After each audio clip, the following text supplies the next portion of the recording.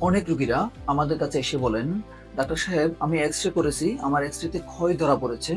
এখন কি আমার অপারেশন করতে হবে? আসসালামু আলাইকুম।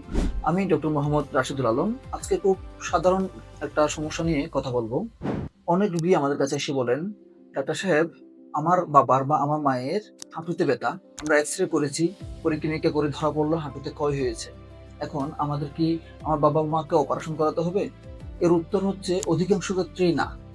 কেন না? কারণ হচ্ছে আমরা পেশেন্টটাকে ফিজিক্যালি এক্সামিনেশন করব, রোগের সঠিক ইতিহাস বা হিস্ট্রি নিব। নেয়ার পরে আমরা প্রয়োজনীয় পরীক্ষা-নিরীক্ষাগুলো করাবো।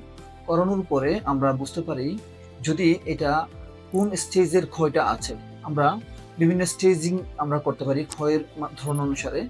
তার উপর নির্ভর করবে উনার চিকিৎসাটা। কোনো ক্ষেত্রে শুধুমাত্র জীবনযাত্রার ধরন পরিবর্তন করা, ব্যায়াম করা, ফিজিওথেরাপি নেয়া এগুলা দিয়েই উনার রোগটা সেরে ওঠা সম্ভব। আবার কোনো ক্ষেত্রে পাশাপাশি NSAIDs বা ব্যথার ওষুধ লাগে, যেটা বয়স্কদের জন্য নিরাপদ, আমরা সেটা সাজেস্ট করব।